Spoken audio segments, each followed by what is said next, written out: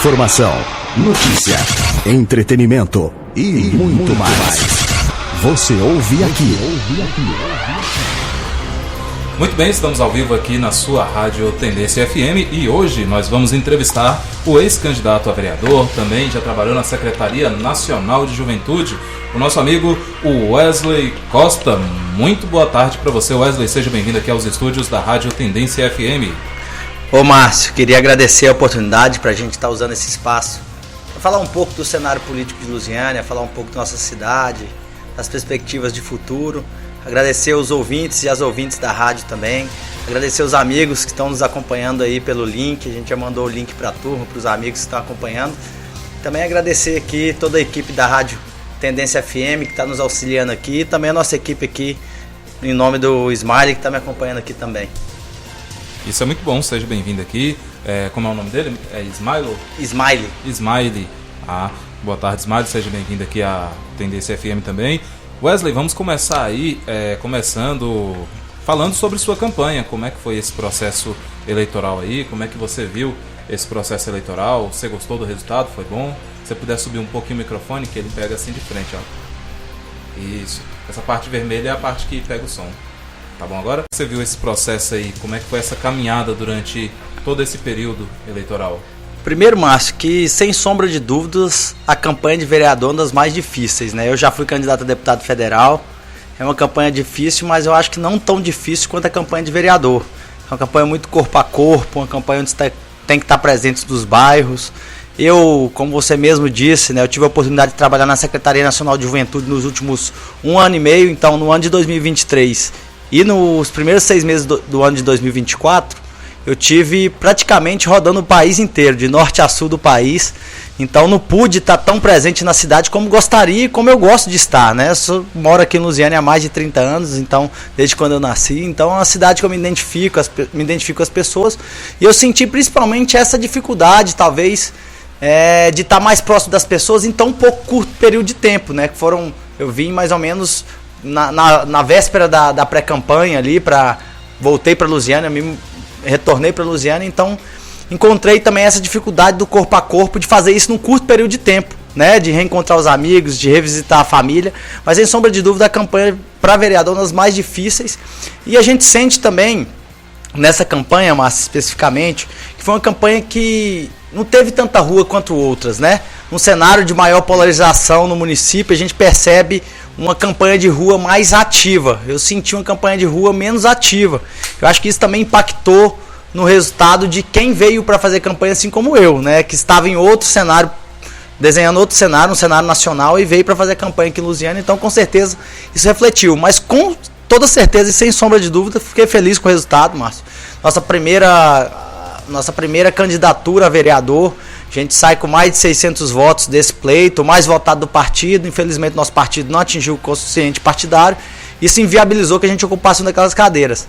Mas tem uma frase que eu gosto muito na política que diz o seguinte: da política a gente nunca perde, a gente sempre acumula. Então a gente acumula para os próximos pleitos, para as próximas batalhas que a gente vai enfrentar aqui na política lusianense. E sai muito feliz com o resultado, e aproveito a oportunidade para agradecer a todos os amigos, amigas, todas as pessoas que acreditaram no projeto, que foram para a rua conosco, que nos apoiaram nas redes sociais, que nos receberam nas suas casas. Então a gente aproveita a oportunidade também para agradecer todas essas pessoas, agradecer a nossa equipe de trabalho que teve com nós aí 2 meses a fio, trabalhando dia e noite aí sem parar. Então aproveitar a oportunidade para agradecer. E agradecer ao cidadão lusianense que também, uma parcela importante da cidade, acreditou no nosso projeto e tem certeza que a gente acumulou muito para as próximas lutas e para as próximas batalhas que a gente vai enfrentar.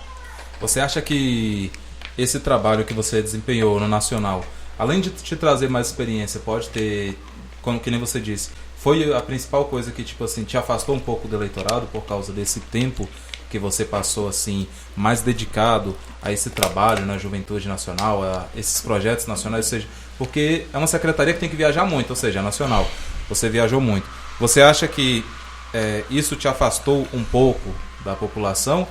E quais as vantagens que você viu de estar lá na secretaria e quais as desvantagens? O que você acha que você poderia ter feito mais, que poderia ter te ajudado mais a se aproximar do eleitorado?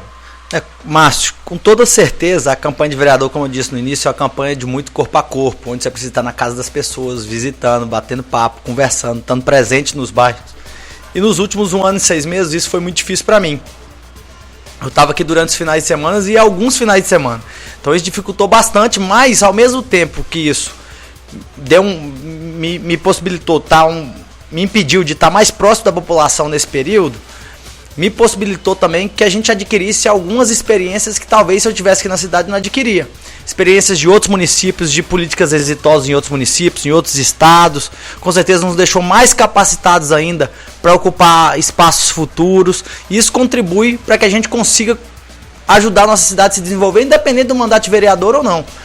Essa experiência que a gente acumulou, vou te dar um exemplo, Márcio, tem estados hoje que tem centros de referência de juventude, que foi uma política que a gente já trabalhou ativamente nela, que atinge 20 mil jovens por centro de juventude.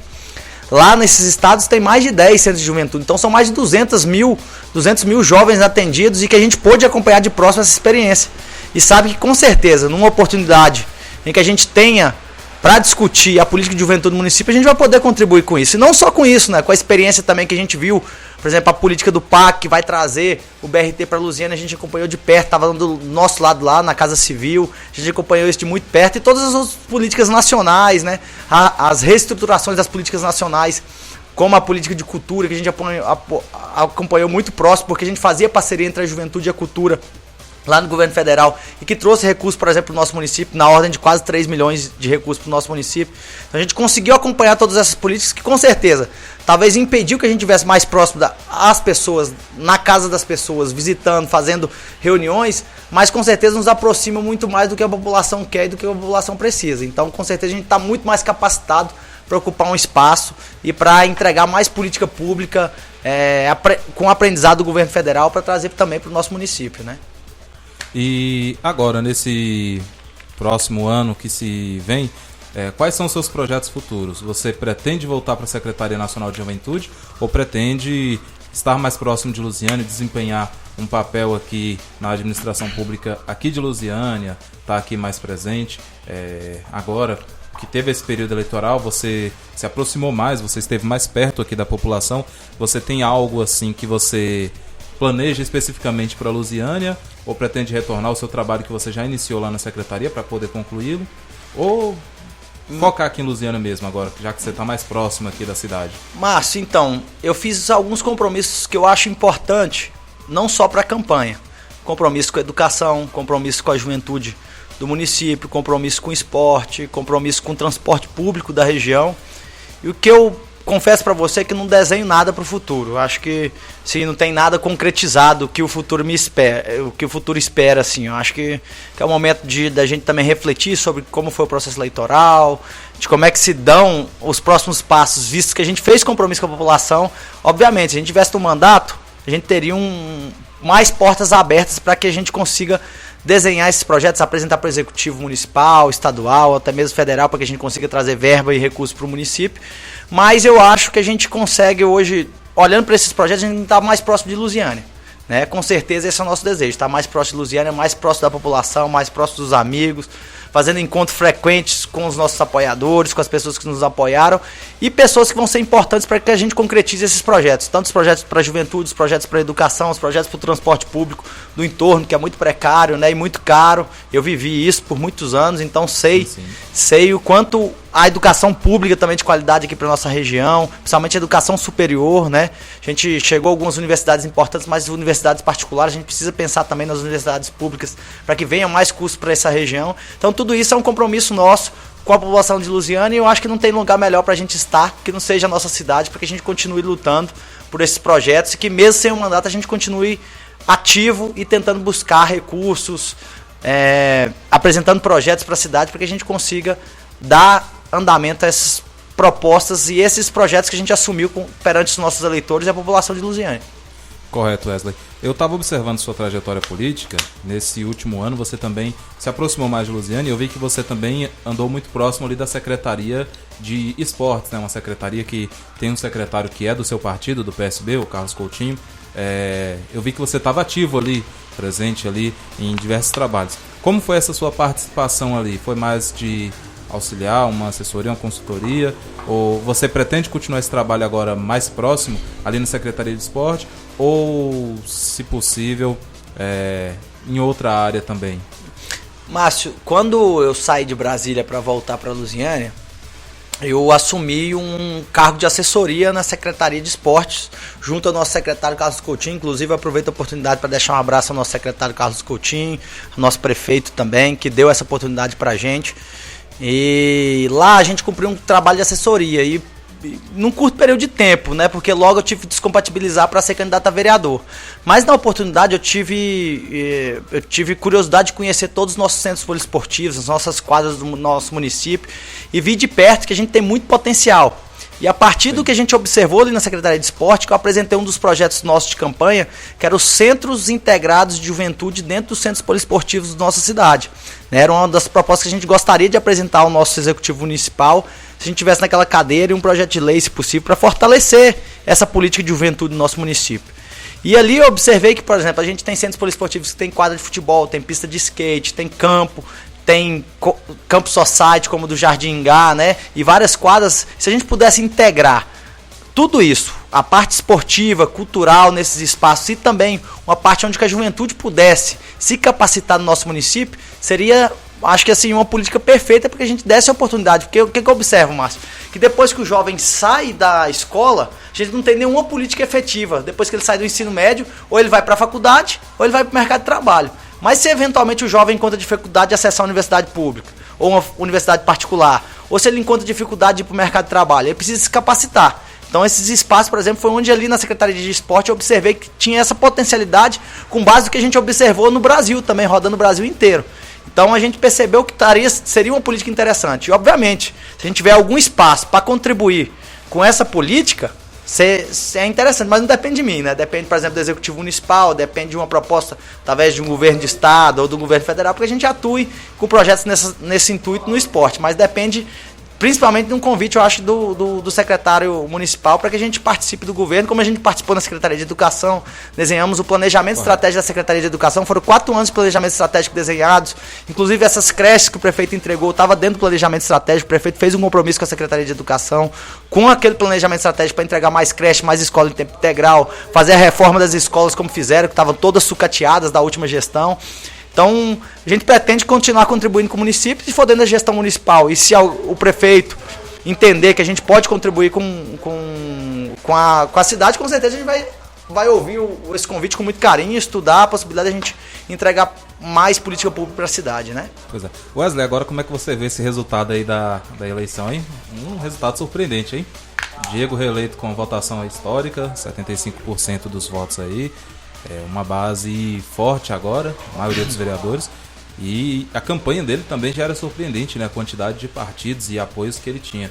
Como você viu aí esse fenômeno eleitoral que foi a coligação para a Lusiânia Seguir Mudando, a qual você também fez parte aí como candidato? Eu acho que é um retrato da forma como o Diego conduz o trabalho.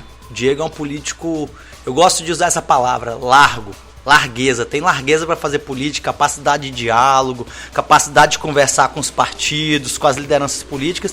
Isso traduziu numa grande frente, né, que reuniu vários partidos de direita, de esquerda, de centro, reuniu todos os partidos em uma grande frente, que também, assim, e todo o trabalho que entregou nos últimos 4 anos, convenhamos, né, Márcio? A secretaria, a prefeitura nos últimos anos estava sucateada. Eu, na Secretaria de Educação, quando entrava naquelas escolas, tinha vontade de chorar. Então, assim, tudo isso o prefeito teve muita força de trabalho, garra, juventude para entregar esses... Além de entregar muito, teve a capacidade de aglutinar muitas pessoas. E eu também observo, assim, quando a gente olha para o resultado da vereança e da Câmara Municipal, quem participou por mais tempo desse processo também dentro da prefeitura, seja vereador que foi secretário, seja vereadores que estavam ativamente na base do governo e ajudando o governo nessas articulações e nessa construção da política pública, teve também um resultado melhor nessas eleições. E eu acho que um resultado justo, né? Do prefeito nem se fala, dos vereadores também que trabalharam, com certeza que tiveram uma boa votação, foi fruto de um trabalho também. E eu acho que talvez nenhum prefeito em Goiás tenha uma base tão forte quanto o Diego, né? 100% dos vereadores da base, né? 100% todos aí, a não ser que ano que vem alguém resolva ser oposição, que eu acho meio difícil, né, de acontecer. Mas é uma base bem feita, né? Você falou aí sobre as escolas. Tinha escola que foi entregue sem estar com móvel dentro, né? Que eu acho que foi o caso do Integral aqui do Parque Alvorada, não sei. E é o caso também do SER, que já não é escola, já é na área da saúde, que não tem móvel nenhum lá dentro. Foi entregue vazio. Então, acho que a população viu, né, a situação que estava isso, né? Principalmente as escolas, viu, Márcio? Assim, porque a gente passou num período de pandemia, né? Tinha escolas que já estavam fechadas há 2 anos e iam para 3, se eu não me engano, no ano de 2021. E essas escolas não passaram por nenhum tipo de manutenção. Sequer tinha funcionários zelando pela escola. Então a gente pegou uma situação de extremo sucateamento da educação, não só do aspecto de gestão, como do aspecto também estrutural. Então foi fundamental também essa frente de trabalho de reforma dessas escolas. A gente percebe entrar nas escolas dos municípios. As escolas estão reformadas, estão bem cuidadas. E tudo isso refletiu nesse resultado que o Diego teve nessas eleições, porque foi 4 anos de muito trabalho, né? Foi um trabalho muito bem feito durante esses 4 anos. Que ele explicou, né? Você acompanhou mais frequentemente. Foi um trabalho de os 2 primeiros anos, recuperar o respeito fiscal, né? Ao dinheiro público, para poder agora no final conseguir poder fazer um investimento. E como você vê, você acha que esses próximos 4 anos serão 4 anos de mais investimento? Eu acho que tem tudo para ser 4 anos de mais investimento, mas primeiro porque, como você disse, eu acho que o ajuste fiscal que foi feito na prefeitura nos primeiros anos foi fundamental para os resultados desses últimos 2 anos, né? E tá claro que o resultado chegou, a gente percebe, a população percebe, e a população também deu a resposta nas urnas, né? Eu acho que esses próximos 4 anos são anos mais confortáveis ainda. E eu faço uma análise melhor. Faço uma análise ali hoje que além do apoio do governo estadual que o Diego tem, do governador Ronaldo Caiado, tem também um apoio maior do governo federal. A gente já percebe que o nível de investimento do governo federal é muito maior nesses anos, mesmo nesses primeiros 2 anos de governo federal agora, do governo do presidente Lula. Por exemplo, recebemos recursos da Lei Aldir Blanc na ordem de quase 2 milhões, mais recursos da Lei de Paulo Gustavo, veio investimento agora do PAC de 960 milhões para a construção do BRT, né, que com certeza vai impactar diretamente no nosso município, seja na contratação de profissionais, de empresas, de recursos que essas obras vão trazer para dentro do município, seja do próprio recurso trazido para cá, e o investimento vai trazer benefícios para os bairros daquela região, para a população daquela região, como outros recursos também. A gente percebe que o asfaltamento de vários bairros foram recursos federais, então tudo isso também contribui para que um alinhamento entre uma boa gestão que o Diego Salgado está fazendo, o governo do estado e o governo federal, com certeza vai ser 4 anos de muito mais avanço para a cidade, e a gente quer contribuir com isso também, viu, Márcio? Se for possível, obviamente, né? Se a gente tiver essa abertura, a gente quer contribuir para trazer mais recursos para cá. A gente fez uma grande articulação quando estava no governo federal, dialogar com diversos ministérios, porque a gente participava de uma secretaria que a gente fala que faz política transversal, não faz política junto, tem que conversar com o esporte, tem que conversar com a cultura, tem que conversar com o Ministério da Justiça e Segurança Pública, tem que conversar com o Ministério do Transporte, com o Ministério do Desenvolvimento. Com todo mundo, né? Exatamente. Então a gente aprendeu a fazer essas articulações, tanto é que a gente levantou muitos recursos. Na época a gente conseguiu levantar através de recursos de emenda parlamentares mais ou menos 20 milhões de recursos para aquela secretaria, para execução de projetos de juventude no Brasil inteiro, né? Então a gente tem essa capacidade de articulação e com certeza se tiver essa oportunidade a gente quer buscar recursos para o município, trazer recursos para o município, seja estadual, federal, de sim, iniciativas privadas, de parceria de iniciativa privada, porque a gente não tem nenhuma dificuldade de diálogo, nenhum. A gente quer dialogar com o governo do estado, governo federal, com o município se for possível e ajudar enquanto liderança política o nosso município a se desenvolver. E você falou aí do BRT, você acha que o BRT ano que vem já inicia a obra? Como é que está esse andamento? Porque é uma questão que a população pergunta muito.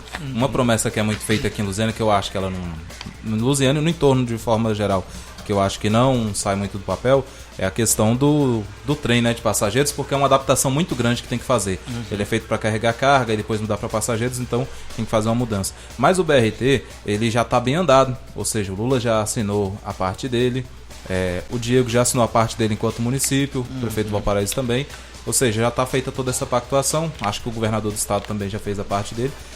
Agora o que a população pergunta constantemente sai ou não sai?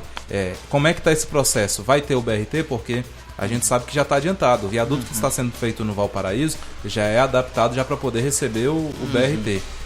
Você tem alguma informação nesse sentido? Primeiro, Márcio, assim, até contextualizar a questão do BRT, como é que surgiu essa discussão? É uma discussão antiga, mas de onde surgiu a efetivação do BRT, destinação do recurso. Lá no início do governo federal, no início do mandato do governo federal, em 2023, né? 2023, aconteceu o PPA participativo. O que era o PPA participativo? Nós ouvimos todos os estados da federação, inclusive Goiás. Eu estive na plenária de Goiás, participei da construção dessa plenária e todas as pautas mais importantes daquele estado seriam levadas para o presidente, para que o presidente conseguisse trazer recursos para a execução dessas obras. E uma das obras mais importantes do estado foi o BRT. E a gente participou dessa discussão ativamente. A Casa Civil aprovou essa obra dentro do PAC, né? E foi destinado 960 milhões para essa obra. Ao que tudo indica, essa obra se inicia no fim desse ano. Mas eu acho que no mais tardar no início do ano que vem ela inicia, visto que já existe uma conversa avançada com a Goinfra para que haja o instrumento que eles vão utilizar, é um instrumento de convênio entre o governo federal, a Goinfra, o governo do estado, o município, para dialogar para que o BRT inicie as obras. E me parece que a Goinfra já tem apresentado um projeto para o governo federal, para que o governo federal consiga destinar o recurso para a Goinfra, para que a Goinfra execute essa obra a partir de um desenho, de um planejamento da obra, do planejamento de infraestrutura, que eu não entendo muito bem dessa parte mais técnica, mas a partir disso vai dar um pontapé inicial para liberar o recurso para que a obra inicie. Então eu estou bastante otimista que essa obra inicie no fim desse ano, no início do próximo ano, no mais tardar. E é uma obra que vai mudar a vida da população de certa forma, porque vai reduzir, né, o tempo hoje de uma viagem sem engarrafamento até Brasília é de 50 minutos, mais ou menos, 1 hora. E com engarrafamento aumenta para 2, 3 horas. Constantemente eu tenho que ir lá visitar a família da minha mãe. E quando eu volto, geralmente eu pego esse engarrafamento. Ou seja, se era para eu chegar aqui 4 horas da tarde, eu venho chegar quase 8 com engarrafamento. Então já é uma coisa que vai mudar muito e vai influenciar na vida das pessoas. Tem projetos para 2026?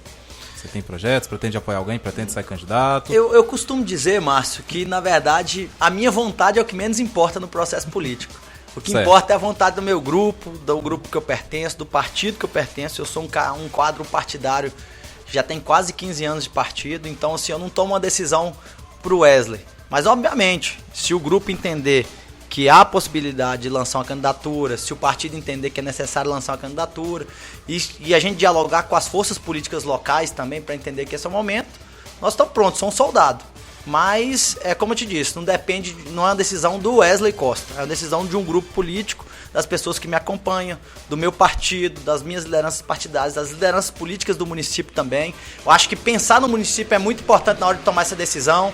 Se a gente não aglutina força em torno de um nome aqui do entorno, que vai contribuir para o entorno, se a gente pode ser esse nome, se outras pessoas vão colocar esse nome também, eu acho que essa discussão também cabe mais para o próximo ano. Mas, obviamente, se o grupo político, nosso grupo político, o partido, as lideranças políticas do município entendem que a gente pode ser um nome que pode concorrer para as eleições de 2026, a gente está sempre pronto. Mas não é uma decisão do Wesley Costa, é uma decisão de um grupo político, de uma conversa mais ampliada, né? Correto. Você já foi candidato a deputado federal, né? Em 2022 e agora vereador 2020. Agora, Wesley, vamos sair um pouco dessa área política, vamos falar um pouco sobre você. A gente falou sobre você candidato, você como político, administrador. Vamos falar sobre sua história. Conta aí quem é você, se você tem filhos, não tem, com quem você é casado, e até você chegar nessa área política. Como aconteceu de você entrar nessa área política? Como foi sua trajetória? Atualmente você é casado, né, com a doutora Yasmin, né? Isso, doutora Yasmin foi também uma pessoa que eu conheci através da política, né? Então, eu já faço política há mais ou menos 14 anos, né? Certo. E aí acabei conhecendo a Yasmin num evento político e Yasmin mudou para cá para abrir escritório. Posterior, acabou sendo procuradora quase que toda a gestão aí do nosso prefeito Diego Sorgato também. Ao mesmo tempo eu também estava na gestão da Secretaria de Educação. Mas, Márcio, assim, quando a gente for falar da minha trajetória de vida, a política sempre esteve muito próximo. Eu nem consigo separar assim, minha vida pessoal da política, porque meu pai era um ator político. Meu pai foi do Sindicato da Saúde do Distrito Federal. Foi Qual era o nome do seu pai? O nome do meu pai é Osório, todo mundo conhece ele como Zorinho. Ele foi do Sindicato da Saúde, foi administrador de UBS lá por muito tempo. Correto. E sempre teve isso muito vivo, assim. Lá em casa a gente vivia muito isso, né? Sempre estava no meio ali, né? A política mexia muito com as relações, por exemplo, a política de saúde. A cada governador de Brasília, a política de saúde se transformava. Então eu via meu pai muito ativo, assim, nessa questão política. E eu tive uma juventude, apesar de ter sido criado aqui no centro, que eu digo que faz muito parte assim, da minha construção enquanto pessoa, que por exemplo, minha avó morava na Vila São José, um dos bairros mais carentes aqui de Lusiânia. Sim, sim. E eu vivi parte da minha infância na Vila São José. Eu tinha uma tia que morava no setor leste. Eu vi o setor leste sendo desenvolver, o Dalva Zero se desenvolver. Era só cerrado ali quando eu era criança, ia passar férias ali, ia passar o final de semana ali. Parte da minha família morava no Parque 7, Parque 8, lá no fundo do Jardim Gá, uma das regiões mais carentes também de Lusiânia. Passava férias ali, um período grande ali, finais de semana a gente ia pra lá. Então consegui ter uma visão assim ampla da nossa cidade e via a diferença principalmente do centro e dessas regiões mais afastadas. E ali eu acho que eu já me formava grande, hein? ali eu já me formava enquanto liderança política, né? Enquanto fazia uma crítica pra mim, por que quando eu tô lá no centro é desse jeito e quando eu tô aqui é desse jeito? Eu fazia essas perguntas enquanto criança. Perdi muitos amigos, na Vila São José mesmo eu perdi 2 primos assassinados principalmente por envolvimento ao tráfico, e a gente sabe o que talvez a falta de oportunidade leva essa juventude para esses caminhos. Perdi vários amigos também que eu fiz aqui. Eu andava muito de bike aqui nessas regiões aqui no centro, em outras regiões aqui da cidade. Perdi muitos amigos também. E a gente começa a nos perguntar por que talvez acontecem essas coisas, né? Então eu acho que depois disso, eu lembro que eu estudei no colégio particular aqui no Santa Luzia. Meu pai impregnou isso na minha cabeça. Falou, Wesley, se você não passar numa federal, eu não tenho como pagar a universidade para você. Sua irmã também vai se formar daqui uns anos, tem a Mariana também. Meu pai é pai e pai de mais 3 meninas, né? A Bia, a Mari e a Gigi, que é a mais nova. E aí ele falou, eu fiquei com isso impregnado. Eu falei, cara, então agora tem que estudar mais ainda, tem que usar essa oportunidade que eu tenho aqui de estudar em um colégio particular para passar na universidade, porque a gente também sabe que aqui, além das ofertas de curso eram muito poucas, né? A gente só tinha, tem algumas faculdades particulares, e a UNB é uma faculdade de referência. Falei, tem que estudar muito, passei na UNB, passei em gestão do agronegócio, que a gente tinha um pequeno sítio, que era o que a gente complementava a nossa renda, e aí veio essa vontade de fazer algo relacionado às ciências agrárias. E aí eu passei em gestão do agronegócio, fiz na faculdade UNB Planaltina. Márcio, eu tomava 3 horas e meia de ônibus para voltar e umas 3 horas 3h30 para ir, umas 3 horas para voltar, que era fora de horário de pico, né? Sim. Tomava o ônibus aqui. Tomava o ônibus aqui 5 horas da manhã na parada aqui.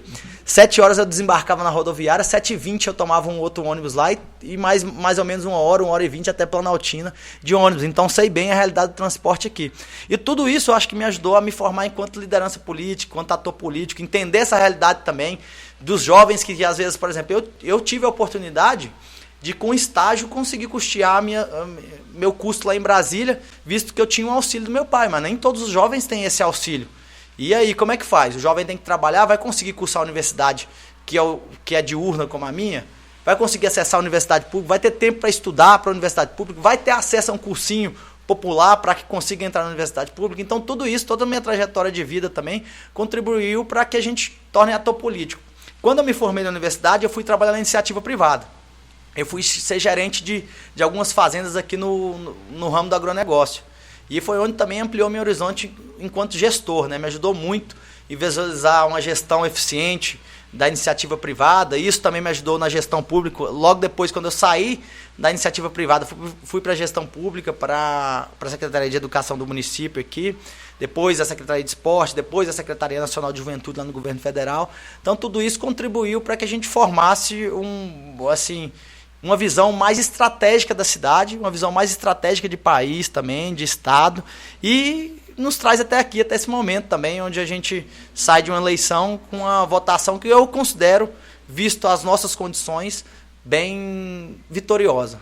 É uma vitória grande, né? Um aumento na votação aí. Você também é produtor rural lá no Jardim Gá? Sou um pequeno produtor, sou agricultor familiar, né? Inclusive, já sou agricultor familiar há alguns anos. Produzo. Foi assim que minha família conquistou parte das coisas que conquistou, porque a gente tinha uns pequenos sítios ali na região das Três Vendas, e isso complementava a nossa renda. Meu pai, eu lembro até hoje, a gente fazia os queijos lá final de semana, e durante a semana ele pegava, punha na sacolinha, entrava no ônibus, ia para Brasília, durante o dia trabalhava, no fim da tarde ia vender seus queijos lá no Gama, onde que era um bom mercado para nós. E eu sempre encarei o agronegócio, a pequena propriedade, como uma oportunidade de gerar uma boa renda, porque eu via isso na nossa família, né? E aí eu decidi acabei saindo desse pequeno sítio que meu pai tem e decidi voltar pro Parque 7, Parque 8, onde meu avô iniciou a vida quando saiu da roça também, lá na região do Samambaia, do posto Samambaia ali. Ele saiu daquela região e foi pro 7 e 8 e lá, coincidentemente, eu voltei para ser produtor rural e tô lá enquanto produtor rural. Inclusive, vou sair daqui da rádio, vou lá para agora encarar essa chuva lá, porque já mencionaram que eu tenho um probleminha lá para resolver com gado lá na fazenda. E assim, a vida de produtor. Pois é. É muito bom receber você aqui, Wesley. E vamos comentar agora os bastidores da política. Tem alguma novidade vindo aí no ramo nacional? Quem que você acha que vai ser o candidato a presidente aí, forte da esquerda? Você acha que o Lula desiste de ser candidato e vem mesmo? Porque a gente vê aí, a gente já está saindo de um assunto totalmente diferente aqui, já saindo do municipal, indo para o federal, para aquela polarização. Ao meu ver, uma opinião pessoal aqui, eu não gosto muito de dar opinião pessoal, mas eu acho que essa questão de polarização já deveria ter acabado, porque atrapalha, ao meu ver, o debate sério da política. Fica muito naquele debate de coisas supérfluas. No debate saúde, no debate a melhoria do país mesmo, fica nessa discussão. Você é o Lula, você é o Bolsonaro. E o Bolsonaro está dizendo aí que vem candidato a presidente. A gente que acompanha a notícia sabe que não. Ele está seguindo uma estratégia do Lula. O Lula também sabia que não seria candidato a presidente, colocou o nome para se fortalecer, o nome não morrer ali, e o candidato dele conseguir chegar bem no segundo turno. Como você vê esse cenário? Você acha que muda? Você acha que vem aí Caiado, Marçal, dá uma mudada? Qual a sua opinião? Primeiro dizer assim, Márcio, para todos os ouvintes da rádio, que eu sou totalmente contrário à radicalização da política. Essa política dos extremos é muito ruim, gera muito prejuízo para o nosso país, para o nosso estado, para a nossa cidade. Tanto é assim, a sigla no qual eu faço parte, que é o PSB, é o único partido que se diz centro-esquerda, que mais cresceu e que mais fez prefeitos, vereadores no país, que mostra a nossa capacidade de dialogar com a realidade do país. Eu acho que quando a gente está nos extremos, a gente consegue fugir da realidade e discutir o que é menos importante. Né? A gente, por exemplo, quando a gente olhava as eleições de 2022, por exemplo, a discussão maior era: vai ter ou não banheiro unissex, vai ter sexualização das nossas crianças nas escolas, vai ter isso, vai ter aquilo. E o que a gente percebe é que essas discussões só cabem para a campanha. Na vida real não existe isso, não, né? Não entra, né? O Lula vai fechar a igreja, o Bolsonaro vai matar os gays, essas discussões assim, chega lá na hora não vai para frente, né? E o que é importante ser discutido nas eleições é a política pública, os projetos, o que cada um tem de projeto para o país, para os estados, né? Que obviamente a gente... os entes federados compõem toda essa construção da política nacional. Eu acho que, assim, deve ser uma eleição polarizada ainda, Márcio. Eu acho que menos do que a outra. Eu acho que o discurso radicalizado ficou muito provado nessas eleições, que o discurso radical não colou e provavelmente não vai colar em 2024. A gente percebe, por exemplo, que os partidos... Vou te dar um exemplo, o próprio PL aqui em Lusiânia. Não fez nenhum vereador e saiu com votação de 10 mil votos, né? Tá menos de 10% do eleitorado de Lusiânia. Eu acho que o discurso radicalizado não vai colar. Eu acho que também se tivesse um partido... E aí a gente pega um outro extremo, o PSOL, por exemplo. O PSOL saiu com votação, acho que de 500, 600 votos para prefeito.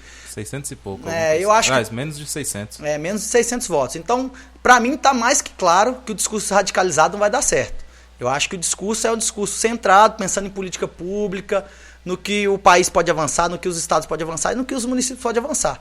E tomara que seja assim, cada vez seja menos polarizada, de um discurso mais radical e fora do contexto real do que a população sente de dor mesmo. A população quer saúde, a população quer educação de qualidade, a população quer infraestrutura de estrada, de bairro. É isso que a população quer. Esses discursos aí, onde a gente inflama o discurso de campanha para tentar vencer uma campanha que na realidade eles não existem, eu acho que é isso que a gente tem que fugir. E aí se vai ser Lula, se vai ser Bolsonaro, se vai ser Caiado, eu acho que o tempo vai dizer. Mas eu acho que a população tem que estar preparada para eleger os melhores gestores para que o Brasil continue crescendo. Eu acho que a taxa de desemprego do Brasil está muito boa. A gente vê a economia indo para frente, os municípios recebendo recursos.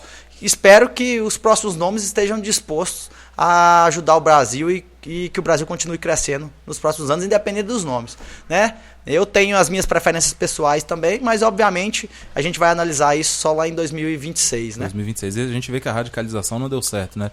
O PL aí bateu muito muito mesmo no governo. A candidata que era vice-prefeita aí rompeu por questões pessoais com o governo também. Teve uma votação aí bem baixa, bem fraca.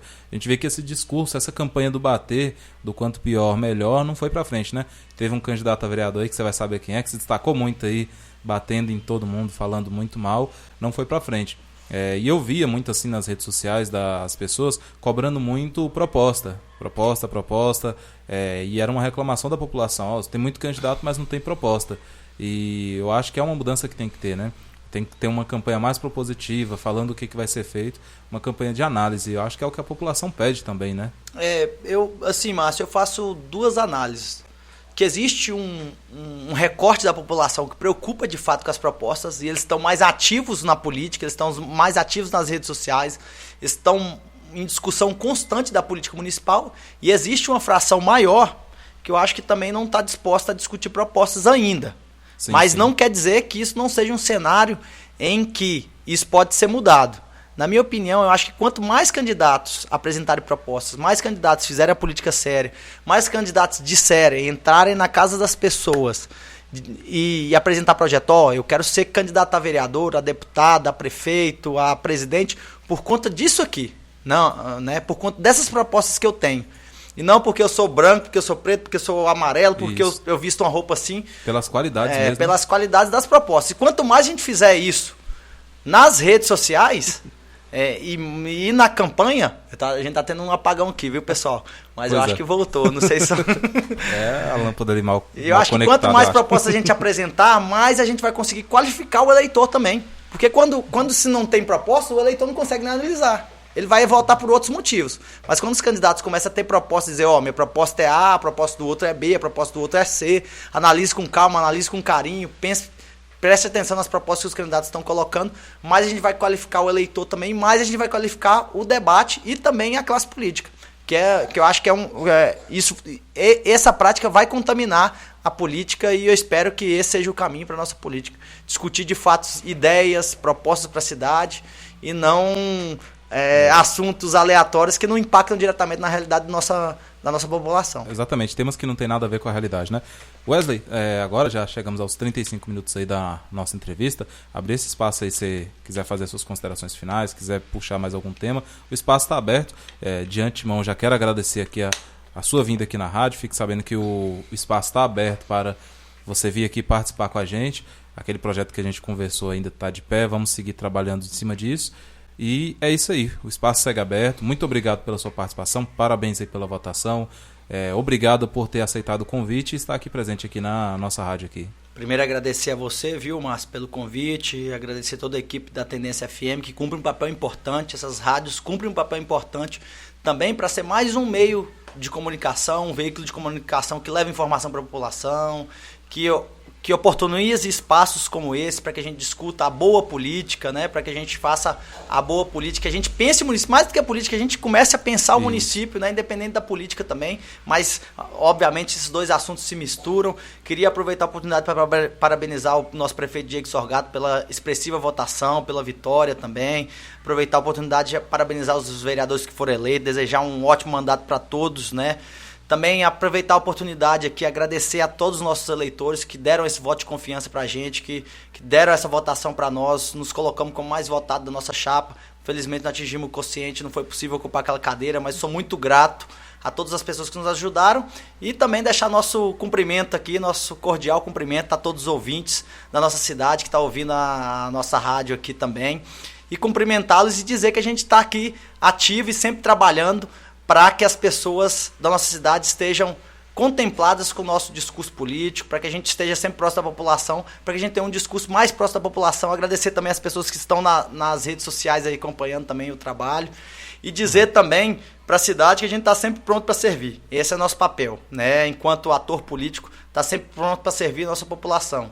E muito menos para discutir lá um objeto em que não atinge os reais problemas da população. A gente está pronto para discutir educação, saúde, correto, projetos para a nossa juventude, projetos de transporte para a nossa cidade. É isso que nós queremos fazer, viu, Márcio? Então, agradecer mais uma vez a oportunidade desse espaço. Tá. Antes da gente encerrar, você falou um assunto importante que eu acho que era bom a gente levar essa informação. Você foi o mais votado do partido, só que o partido não atingiu o coeficiente. Se você quiser o espaço, você pode explicar para o eleitor para que ele entenda aí essa questão do coeficiente, que muitas vezes o eleitor não sabe do que se trata. É muito importante entender essa lógica da política, do quociente partidário principalmente, porque fortalece a construção partidária, né? Por exemplo, como é que se deu o quociente partidário aqui de Lusiânia? Todos os votos válidos, somados, dividido pelas 21 cadeiras, que deu mais ou menos uma somatória de 4.500 votos por partido. Então, cada partido tinha que somar 4.500 votos para fazer uma cadeira. Caso o partido não some esses 4.500, o mais votado do partido tem que ter 20% do quociente partidário, que dá mais ou menos 910 votos, mais ou menos. Então, no nosso caso, por exemplo, se nosso partido não atinge o quociente, mas se eu tivesse tido mais de 910 votos, também a gente ocuparia uma cadeira. Então é importantíssimo, é uma somatória da qualidade dos candidatos daquele partido, mais uma votação talvez maior de um deles, para que ocupe essa cadeira. Então, em resumo, cada partido tinha que ter 4.500 votos, ou tinha que ter um candidato com mais de 910 votos, se não atingisse o quociente, para atingir aquele primeiro corte, que é a sobra, né? Se observar lá no site do TSE, vai estar lá, eleito por média. É por média e por QP. Eleito por QP e eleito por média, né? Quem foi eleito por QP, o partido atingiu o quociente partidário. Quem não foi eleito pelo quociente partidário foi eleito por média, que é o caso, acho, do Maia, do PCdoB. Foi um partido que não atingiu o quociente partidário, teve 4.300 votos, né? Um pouco mais que o PSB, mas entrou porque ele fez 922 votos, se eu não estou enganado. Então, é muito importante a gente observar isso, que a construção também é partidária, não é só de uma pessoa ou de 2, 3 pessoas. Precisa de 22 pessoas para que a gente chegue no quociente. Conseguir os votos e torcer para os outros 21 também serem meio votados, né? Exatamente. Porque é uma ligação direta. Isso é bom que fortalece o partido, né? Fortalece essa união dentro do partido. E a gente fica feliz, viu, Márcio? Com, por exemplo, o PSB um partido que quase atingiu o quociente, foi o último partido a estar na base do governo, né, do Diego, e quase conseguiu o quociente. Então a gente mostra também que nosso partido aqui em Lusiânia está pronto para as próximas batalhas aí, para que a gente saia mais fortalecido aí, ainda quem sabe eleja 2, 3 nas próximas aí, é isso que a gente quer. Mas primeiro, pensar na população em primeiro lugar, que esse é o sucesso da política. Colocar a empatia a quem mais precisa da política à frente de qualquer coisa, e isso que nós queremos fazer nesses próximos anos. Tá bom, Márcio? Tá bom, Wesley, muito obrigado. Só o nosso sinal na internet deu uma caída aqui no finalzinho aqui, que o computador dá descarregado na bateria. Então esse finalzinho não saiu, mas a nossa entrevista foi gravada, depois eu vou fazer o corte e vou disponibilizar no Spotify também essa entrevista, para quem quiser acompanhar, eu mando o link lá para você, tá? Então, Wesley, muito obrigado aqui pela sua participação, tá? Aqui na Rádio Tendência, seja muito bem-vindo, e o espaço está aberto para que você venha outras vezes aqui na rádio, tá? Muito obrigado, Márcio, obrigado a todos os ouvintes da Rádio Tendência FM. Tá certo? Recebemos aqui o nosso amigo Wesley Costa aqui na Tendência FM, e em breve nós teremos outras entrevistas aqui. Nós vamos para um rápido intervalo e já a gente volta aqui na Rádio Tendência FM. Música, informação, notícia, entretenimento e muito mais.